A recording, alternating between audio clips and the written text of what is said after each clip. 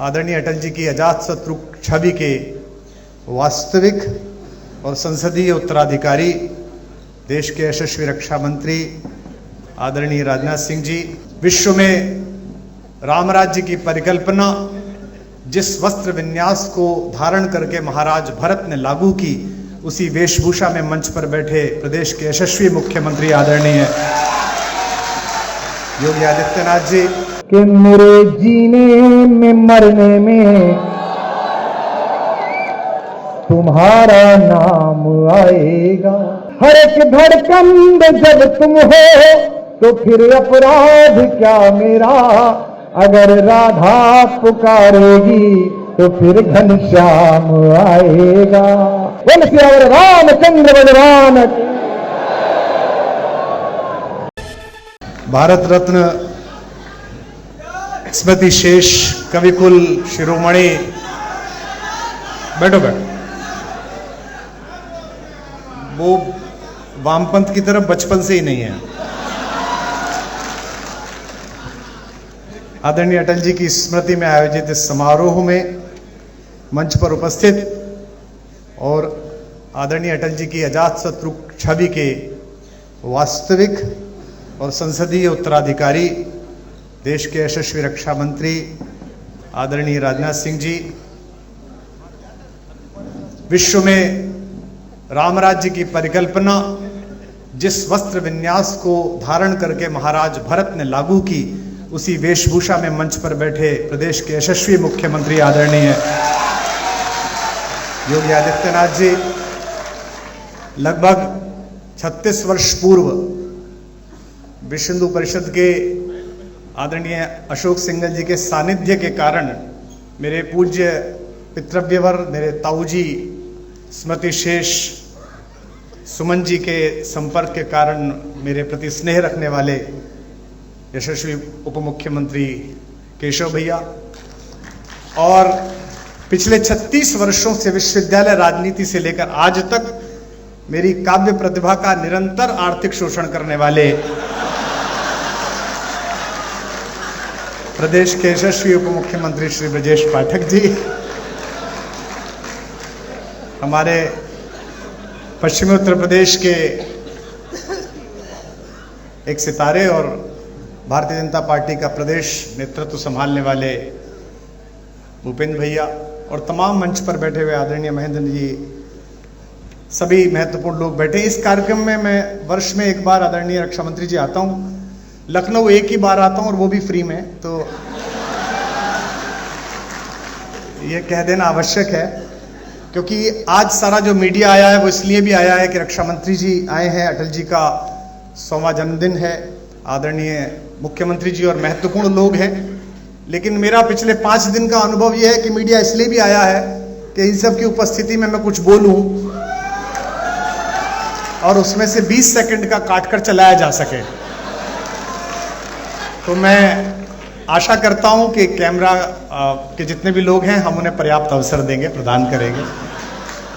मेरे प्रति बड़ा स्नेह अटल जी का रहा, और कवि अगर प्रधानमंत्री भी बन जाए तो वो कवि रहता है, और वे जब प्रधानमंत्री पद पर सुशोभित थे तो महीने में एक बार, 2 महीने में एक बार, जब भी उन्हें समय मिलता था तो स्मृति शेष प्रमोद जी के माध्यम से वो दिल्ली में रहने वाले, एनसीआर में रहने वाले जिन 3-4 कवियों को बुलाकर उनको सुनते थे और कुछ अपना लिखा हुआ सुनाते थे। उनमें सबसे कम वय का और बिल्कुल अल्पज्ञ बालक के रूप में उनका स्नेह मुझे मिला, ये मेरा सौभाग्य है। जैसा कि आदरणीय दिनेश जी ने उल्लेख किया था, यह भी सौभाग्य है कि जिन महनीय विभूतियों को पूरे भारत में लाखों लाख लोग प्रतीक्षा करके सुनते हैं, उन महनीय विभूतियों ने मुझे समय दिया कि मैं यहाँ अपनी बात कह सकूं। एक कवि की काव्य पाठ है, एकल काव्य पाठ है, यह भी कारण हो सकता है कि बाकियों ने पैसे मांग लिए हों, लेकिन मैं इसे अपना सौभाग्य मानता हूँ। आदरणीय मुख्यमंत्री जी से अनुरोध करता हूँ कि उन्होंने शासन व्यवस्था बहुत अच्छी की, कानून व्यवस्था बहुत अच्छी की, उप मुख्यमंत्री की वित्तीय हालत को भी वे थोड़ा सुधारें, तो केवल काव्य पर पलने वाले इस गरीब ब्राह्मण का भी भला हो सके। लेकिन मुझे लगता है कि जिस दिन ब्रजेश जी देना शुरू कर देंगे उस दिन ये बातचीत का क्रम बंद हो जाएगा। शायद इसीलिए उन्होंने संकल्प कर रखा है कि उन्हें देना ही नहीं है। मैं कुछ एक पंक्तियां पढ़ता हूं। जब कभी हम अटल जी के बारे में बात करते हैं या किसी भी सफल व्यक्ति के बारे में बात करते हैं तो हमें लगता है कि यह सफलता एक दिन में प्राप्त हो गई होगी।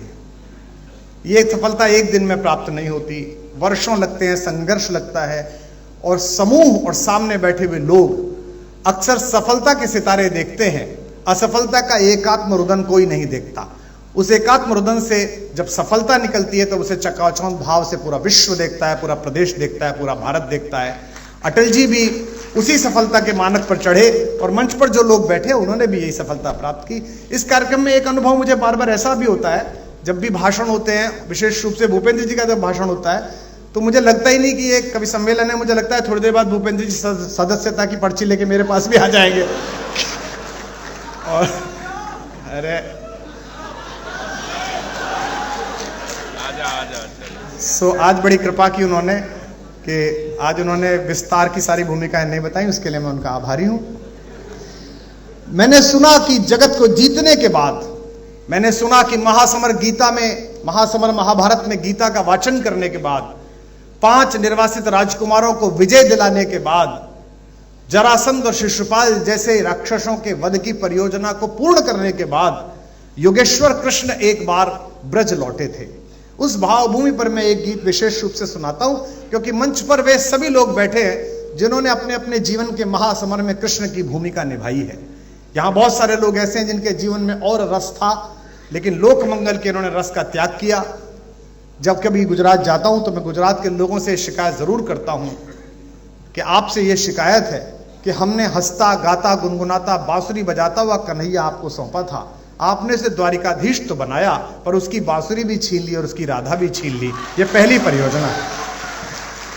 सुनते हैं कि कृष्ण ब्रज लौटे और यह खबर उनके वियोग में आंख खो चुकी राधा जी को प्राप्त हुई। किसी ने कहा इस बार तीज के मेले में कन्हैया आने वाला है। तब तक राधा अपने नेत्रों की ज्योति लगभग खो चुकी थी। इसकी प्रारंभिक 2-3 टिप्पणियों पर आपका नाद मेरी भूमिका तैयार कर देगा। तो किसी ने कहा कृष्ण आने वाले हैं, राधा चुप रही। उसके बाद वो समय भी आया जिस दिन कृष्ण आने वाले थे। आज मुख्यमंत्री जी आते, रक्षा मंत्री जी आते तो बाहर तक पता चल जाती है कि एक विशिष्ट अतिथि आए हैं। वो तो सम्राटों के सम्राट थे, पूरे मेले को पता चल गई, गोकुल को पता चल गई कि कन्हैया आ गए हैं।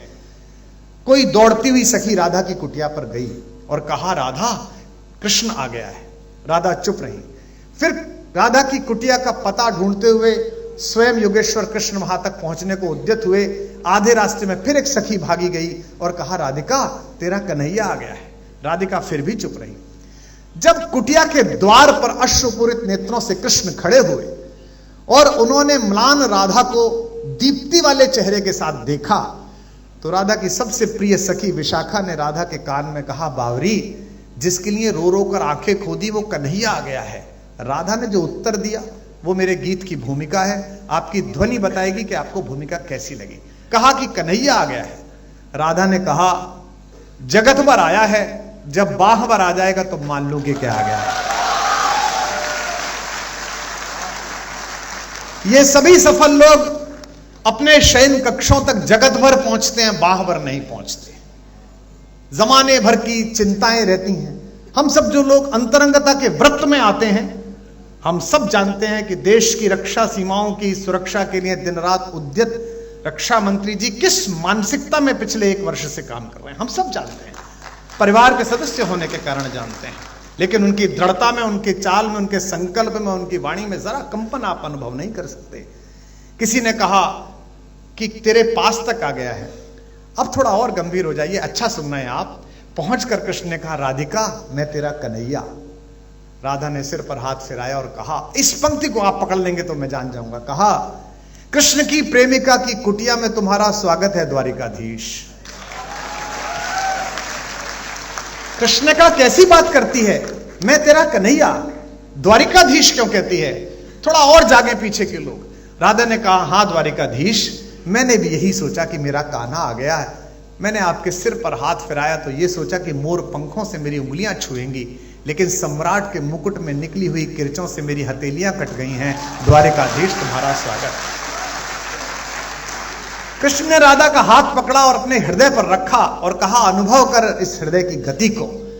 मैं तेरे लिए गीत गोविंद गाने वाला तेरा कृष्ण, झटके से हाथ छुड़ाकर राधा ने जो कहा, फिर और हाथ खुलेंगे शायद आपके तालियों में।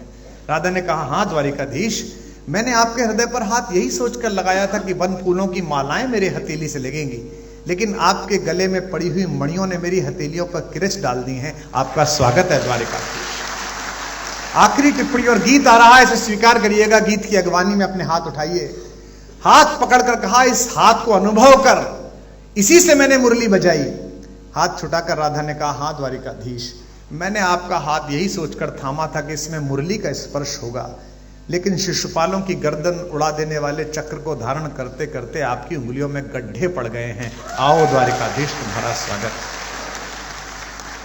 कृष्ण ने कहा कि मेरे लिए क्या है, मैं तेरे लिए गीत गाना चाहता हूं। राधा ने कहा कि नहीं, अब जाओ दुनिया को गीता सुनाओ, महासमर में लोगों को विजेता दिलाओ।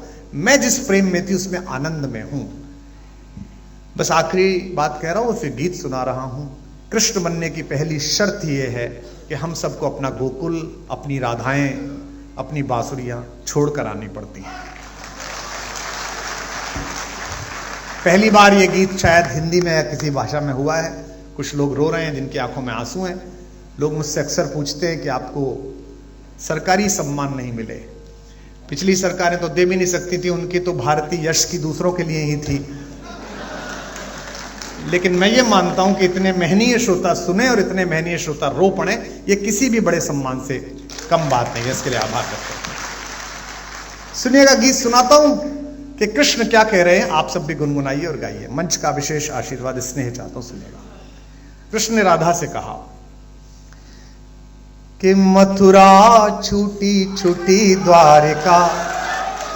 बस थोड़ा आनंद के साथ सुनिएगा। मैं जानता हूं कि कुछ उत्साही आप सब लोग भी हैं, लेकिन इस समय महफिल कैसी है, सामने लोग कौन है। महफिल का शहसवार फकत नाखुदा नहीं, महफिल में बैठने का सलीका भी चाहिए। तो मथुरा छूटी, आप सब जानते हैं कि जब खुले मैदान में कोई अखाड़ा होता है तो मेरी भाषा क्या होती है, लेकिन यहां वे लोग बैठे हैं जो मानक लोग हैं, जिनका मैं बहुत आदर करता हूं और जिनका मेरे प्रति अहेतुक स्नेह है। उन सब के प्रति मैं जानता हूं आदरणीय मुख्यमंत्री जी का, आदरणीय रक्षा मंत्री जी का और मंच पर बैठे तमाम महनीय लोगों का मेरे प्रति बड़ा प्रेम है। उस प्रेम को हाजिर नाजिर जान के पढ़ रहा हूं कि मथुरा छूटी छूटी द्वारिका, इंद्रप्रस्थ ठुकराऊं। वहां कर सकते हैं, वही पेमेंट है आज आप सब भी। अब मंच से अनुरोध करूंगा कि आप लोग जरूर वहां कर दें, जो कि पार्टी का कार्यकर्ता पहले नेता की तरफ देखता है कि नेता कर रहा है कि नहीं कर रहा है। कि मथुरा छूटी, सरकार में बहुत होता है, हमने भी दुर्भाग्य से एक बार चलाई थी। तो वो 90 के बैच का आईएएस चुटकुला सुनाता था तो 85 वाला हंसता ही नहीं था कि जूनियर पे क्या हंसना। कि मथुरा छूटी छूटी द्वारिका, इंद्रप्रस्थ ठुकराऊं। अगली पंक्ति पर वहा करना, पंक्ति पढ़ रहा हूं कि मथुरा छूटी छूटी द्वारिका, इंद्रप्रस्थ ठुकराऊं। बंसी छूटी गोकुल छूटा, कब तक चक्र उठाऊं। बंसी छूटी गोकुल छूटा, कब तक चक्र उठाऊं। जो लोग समझ जाएं कि बड़े ठाकुर और छोटे ठाकुर के बीच क्या संबंध है, राम और कृष्ण के बीच, वो ये पंक्ति पकड़ लेंगे कि बंसी छूटी। अब महाराज जी, हमारे ब्रज में कहानी आती है कि जब 15 वर्ष के हो गए कन्हैया और 15वें जन्मदिन पर 14वें जन्मदिन के बाद माता देवकी और वसुदेव को छुड़ाने के लिए पहुंचे कारागार में कंस का वध करके और पैर छुए, तो रास मंजरी में एक गीत आता है कि माता देवकी ने उनको जोर से एक घूंसा मारा और कहा कि बड़ा योगेश्वर बनता है, बड़ा शक्तिशाली बनता है, मां को 14 साल के लिए छोड़ के रखा, छुड़ाने नहीं आया। तो कन्हैया तो थोड़े चुलबुले हैं, मजाक में कहा मैया क्यों मारती है, पिछले जन्म में 14 साल तूने छोड़ दिया था, इस बार 14 साल मैंने छोड़ दिया। कि बंसी छूटी गोकुल छूटा। अब अगली पंक्ति आती है, संभालिएगा, मुझे बताइएगा अटल जी के श्रोता हैं। बंसी छूटी गोकुल छूटा, कब तक चक्र उठाऊं। पिछले जन्म जानकी तुझ बिन जैसे तैसे बीता, पिछले जन्म जान की तुझ बिन, गा सकते हैं मेरे साथ, पिछले जन्म जान की तुझ बिन जैसे तैसे, महासमर में रीता रीता कब तक गाऊं गीता, महासमर में रीता रीता कब तक गाऊं, और अभी कितने जन्मों तक। हम पर संगीत नहीं है, लेकिन ये अटल जी का मंच अगली पंक्ति के समापन पर तालियों की ताल से झूमे ऐसा मन है। और अभी कितने जन्मों तक, और अभी कितने जन्मों तक तुझसे दूर बिताऊं, कब तक गीत सुनाऊं राधा, कब तक गीत सुनाऊं, कब तक गीत सुनाऊं राधा, कब तक, गाइए, कब तक गीत सुनाऊं राधा। पहला बंद सुनिएगा कि बचपन से प्रभुता का बोझा ढोते कटी जवानी। अपेक्षाएं आपको बहुत कष्ट सौंपती हैं। अपेक्षा हो जाए तो बड़ा कष्ट है। आपके पास एक प्रतिभा और जगत आपसे अपेक्षा करे तो बड़ा कष्ट है। कि बचपन से प्रभुता का बोझा ढोते कटी जवानी, हर पल षड्यंत्रों में उलझी सांसें आनी जानी, युग की आंखें अमृत पीती रही मुझे तक तक कर। ये पंक्ति संभालिए लखनऊ के लोगों, युग की आंखें अमृत पीती रही मुझे तक तक कर, अधर मधुर देखे सबने पर पीड़ा ना पहचानी, अधर मधुर देखे सबने पर पीड़ा ना पहचानी। ये बड़े बड़े घर, ये बड़े बड़े नेम प्लेट और इनके पीछे का अकेलापन मंच अनुभव करता है। मैं किसी का संकेत नहीं कर रहा, आप समझ जाएंगे। अधर मधुर देखे सबने पर पीड़ा ना पहचानी, इस पीड़ा को यार सुदामा, इस पीड़ा को यार सुदामा कब तक महल दिखाऊं, कब तक गीत सुनाऊं राधा, कब तक गीत सुनाऊं, कब तक गीत सुनाऊं राधा। एक दूसरा बंद अच्छा लगता है, सुनिएगा। छोटा सा गीत है, मैं समय की मर्यादा समझता हूं, सुनिएगा। पहली पंक्ति को कविता की तरह सुनिए, ताकि इस कार्यक्रम के जो दो भाग थे उसमें कविता पाठ भी जागृत रहे, जीवित रहे। कि दो माओं ने लाड़ लड़ाया, विराजे, कि दो माओं ने लाड़ लड़ाया, दो चेहरों ने चाहा। आपकी वाह मिले, मैं उनकी व्यस्तता समझता हूं। कि दो माओं ने लाड़ लड़ाया, दो चेहरों ने चाहा, फिर भी भरी द्वारिका में मैं खुद को लगा पराया, फिर भी भरी द्वारिका में मैं खुद को लगा। हर कार्यक्रम में आप जाइएगा तो आपको शॉल पहनाया जाता है। आज तो वही था सिर्फ। तो अक्सर लोग कहते हैं कि ये जो आपको कपड़ा पहना रहे हैं, महाराज जी जब आए थे तो उनको भी यही वाला शॉल हमने पहनाया था, इसी सिल्क का। प्रधानमंत्री जी आए तो अक्सर उनको पहनाया था। साल भर होते होते हम सबके घरों पर इतने सारे शॉल इकट्ठे हो जाते हैं, जिन्हें हम हरिद्वार में रात्रि के समय अपने जन्मदिन पर सोते हुए साधुओं, नगर में विश्राम कर रहे आश्रयहीन लोगों को उड़ा के आते हैं। अक्सर हर साल ये करते हैं।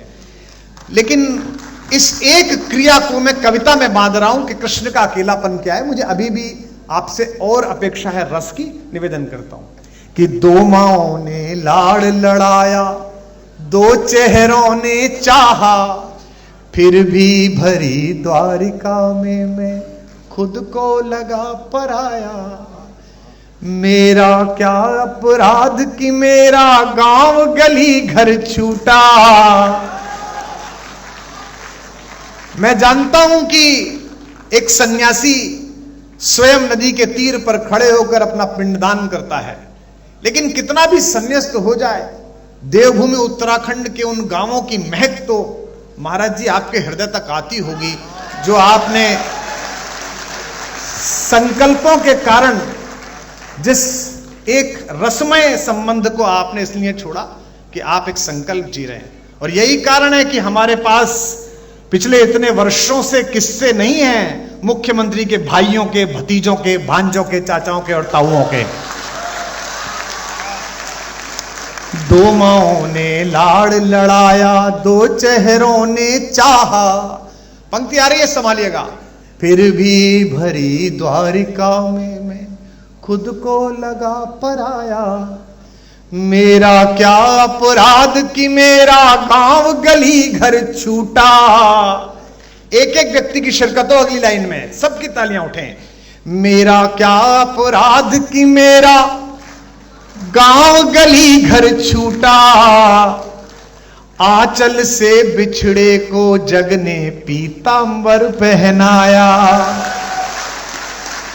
आंचल से बिछड़े को जग ने पीतांबर पहनाया। जग चाहे जाते जाते भी अंतिम सांस तक लोक मंगल के लिए काम करना, यह कृष्ण संवाद है। जाते जाते भी, आखिरी समय में भी वो क्या कर रहे थे, मैं पंक्ति पढ़ रहा हूं, फिर तालियों की ताल देना। जग चाहे जाते जाते भी बंसी मधुर बजाऊं। कब तक गीत सुनाऊं राधा, कब तक गीत सुनाऊं, कब तक गीत सुनाऊं राधा। सब गाइए। कब तक गीत सुनाऊं राधा, कब तक गीत सुनाऊं राधा, कब तक। अंतिम बंद पढ़िएगा मेरे मन के माध्यम से और सुनिएगा आत्मा के माध्यम से। ये मैं किसी को समर्पित नहीं करता, लेकिन सोशल मीडिया का जमाना है। 2 घंटा 23 मिनट बोला मैं 4 दिन पहले, 20 सेकंड चला, 20 सेकंड। और उसमें बहुत आभार आदरणीय गृह मंत्री जी। 2 घंटा 23 मिनट में 20 सेकंड, एक जरा सी बात होती है और पूरा विश्व लेकर उड़ जाता है। एक छोटा सा मुझे स्मरण आ गया, आदरणीय मुख्यमंत्री जी, आदरणीय रक्षा मंत्री जी। मेरे को आदत है फेसबुक ट्विटर पे लिखने के बाद 5 बिंदी लगा देने की। तो मैं एक बार बंबई जा रहा था तो मैंने एक वाक्य लिखा, 5 बिंदी लगाई, फिर सोचा यही वाक्य कॉपी करके ट्विटर पे लगा देता हूं।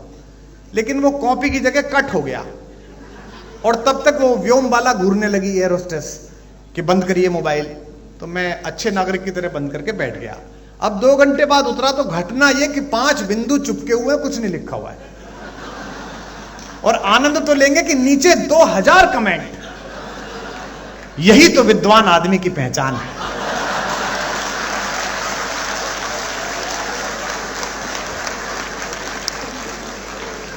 पंच तत्वों को क्या सुंदर तरीके से बताया। एक कह रहा था कि नहीं, आजकल कुमार जी आध्यात्मिक हो गए, केवी कुटीर में रहते हैं, तो ये 5 वृक्षों की चर्चा है। कुछ भी चलता है। आपसे एक अपराध अनायास हो या किसी के माध्यम से हो जाए, अपयश में रुचि लेने के लिए पूरा संसार उत्सुक है। लेकिन आपने जितना पुरुषार्थ किया है, आपने जितनी क्षमता और मेहनत की है, उसकी कृतज्ञता देने के लिए संसार बहुत कंजूस है। मैं अंतिम पंक्तियां और अंतिम बंद पढ़ता हूं, उन लोगों के सम्मुख पढ़ रहा हूं जिनको यश और अपयश दोनों का अभ्यास है, तब पढ़ रहा हूं कि कब तक गीत सुनाऊं राधा, कब तक गीत सुनाऊं।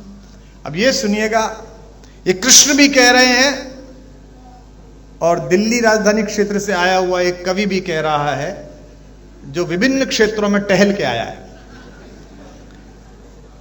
कि जग भर के अपराध सदा ही अपने शीश उठाए। मंच पर जितने जनप्रतिनिधि बैठे, नीचे जितने जनप्रतिनिधि बैठे, इनको मैं यही अनुरोध कर सकता हूं कि जगत के अपयश से कभी विचलित मत होइएगा। अगर आपने सत्य है तो एक ना एक दिन उसकी आभा चमकेगी, निश्चित रूप से चमकेगी। जग भर के अपराध। आज मैं सुबह से देख रहा हूं हमारे वामपंथी मित्र, हमारे कांग्रेसी मित्र अटल जी की कितनी प्रशंसा करते हैं। और अटल जी जब थे तब ये लोग क्या बोलते थे, हम भी देखते हैं। अटल जी थे तो अटल जी बहुत कट्टर थे, फिर आदरणीय आडवाणी जी का भारतीय राजनीति में प्रवेश हुआ। अटल जी बहुत अच्छे हैं। उसके बाद आदरणीय प्रधानमंत्री जी का प्रवेश हुआ, तो अटल जी आडवाणी जी दोनों बहुत अच्छे थे। और आदरणीय मुख्यमंत्री जी वो समय दूर नहीं है जब प्रधानमंत्री जी बहुत अच्छे हैं ये भी कहा जाएगा।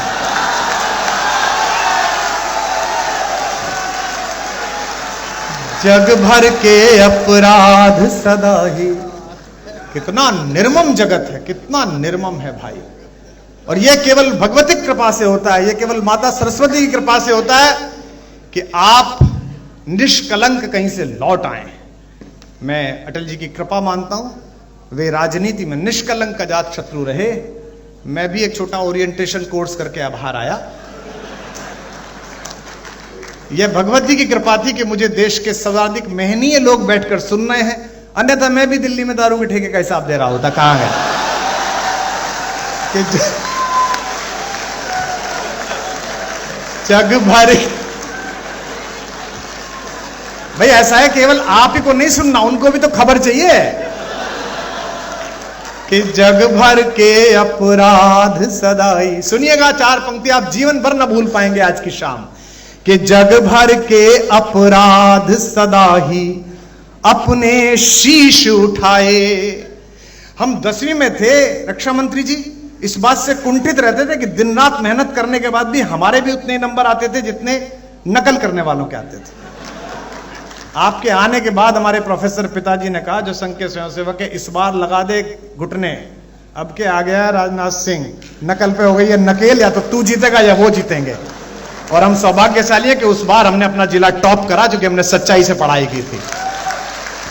कि जग भर के अपराध सदा ही अपने शीश उठाए। गाना इसको, और अगली पंक्ति पर महोत्सव कर देना। जग भर के अपराध सदा ही अपने शीश उठाए। जब तक तैयार नहीं हो जाओगे तब तक दूसरी लाइन नहीं दूंगा मैं। जग भर के अपराध सदा ही अपने शीश उठाए। रस का माखन सबने चाखा, चोर हम ही कहलाए।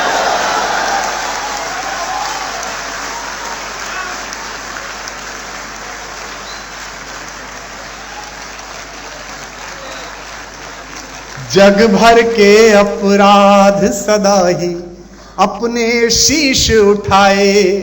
रस का माखन सबने चाखा, चोर, गाओ लखनऊ वालों, रस का माखन सबने चाखा, चोर जग भर के अपराध सदा ही अपने शीश उठाए। 5 दिन राम पर बोलो, 3-3 घंटे अयोध्या जी में हाजिरी लगेगी। 3 पंजे 15 घंटे, 15 घंटे में नर पिशाचों को एक लाइन नहीं मिली, 20 सेकंड मिले, बस 20 सेकंड। और वो सारे आगे पल्ली पार से, पूरे भारत की समस्या एक तरफ, मैं एक तरफ। कुमार विश्वास ने ये कहा, कुमार विश्वास ने ये कहा। मुझे पता है कि आज के बाद भी अतिसार होने वाला है, कोई दिक्कत नहीं है। अरे भैया रहने दे तो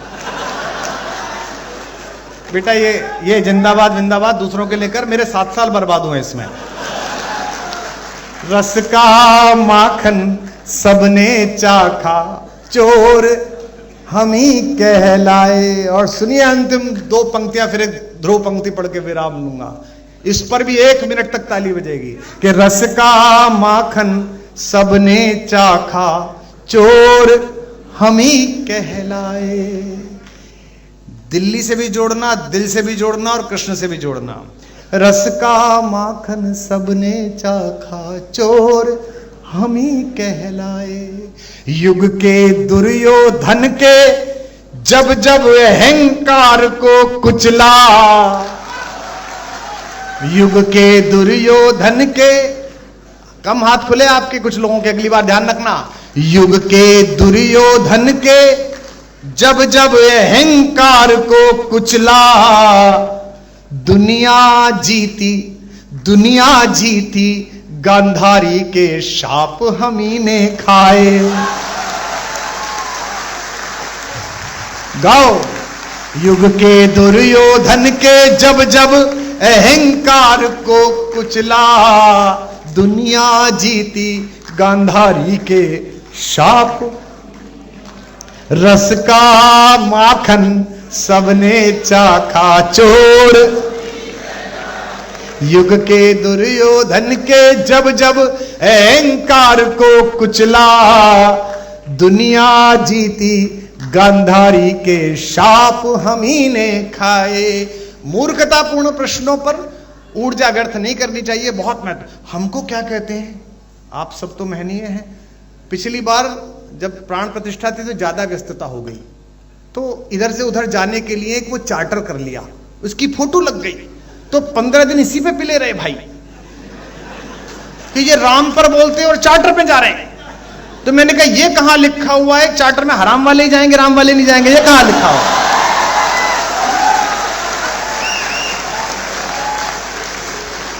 रस का माखन, अब छाती कूटो या माथा कूटो, भारत के सांस्कृतिक पुनर्जागरण का वर्ष तय हो गया है। अगले 100 वर्ष हिंदुस्तान को कोई नहीं रोक सकता।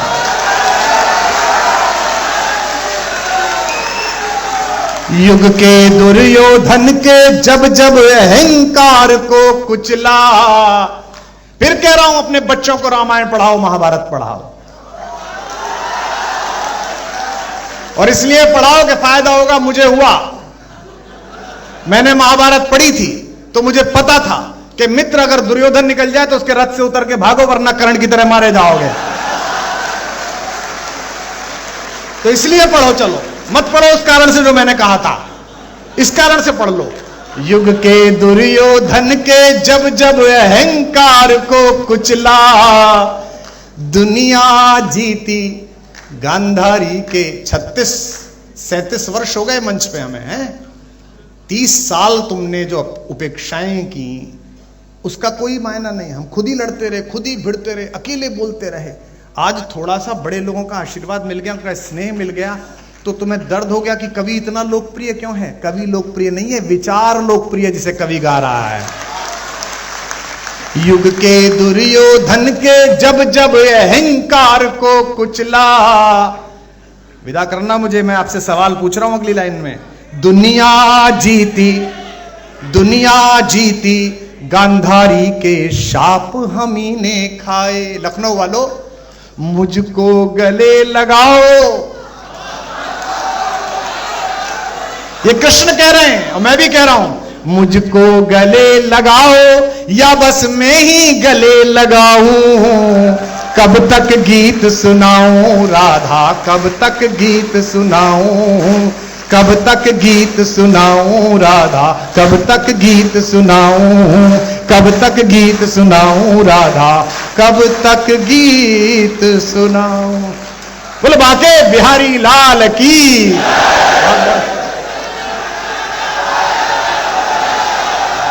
बहुत बहुत धन्यवाद।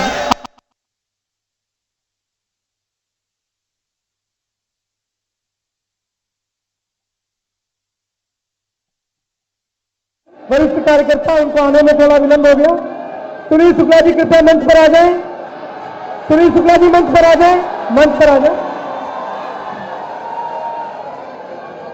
पार्टी के वरिष्ठ कार्यकर्ता,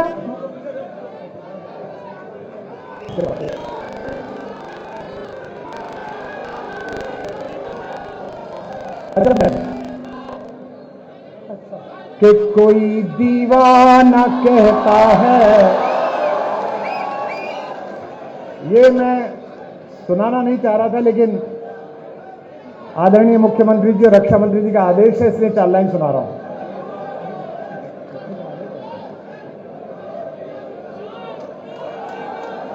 एक सम्मान पूरा हो जाए, वो बहुत महत्वपूर्ण है।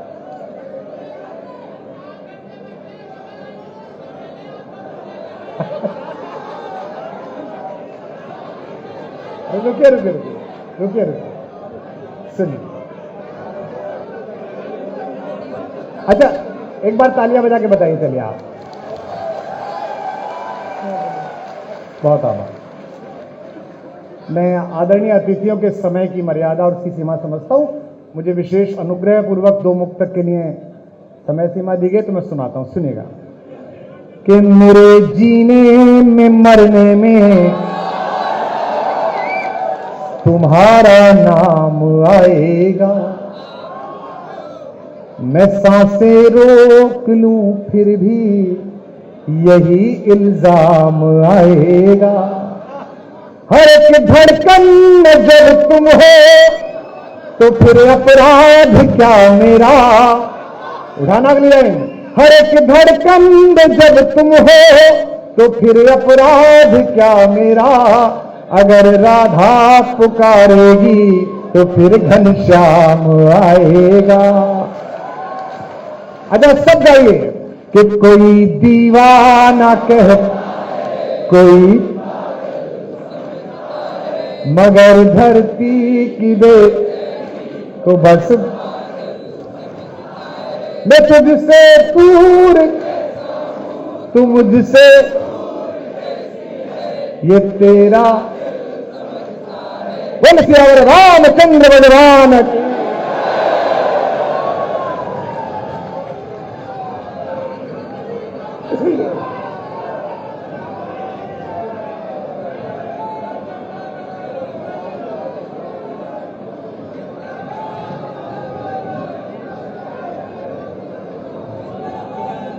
आप सभी का पंडित अटल बिहारी वाजपेयी फाउंडेशन की तरफ से आज के इस काव्यमयी संध्या में काव्य गंगा में गरिमा में उपस्थिति के लिए मंच से आपका हार्दिक आभार एवं अभिनंदन व्यक्त करता हूं।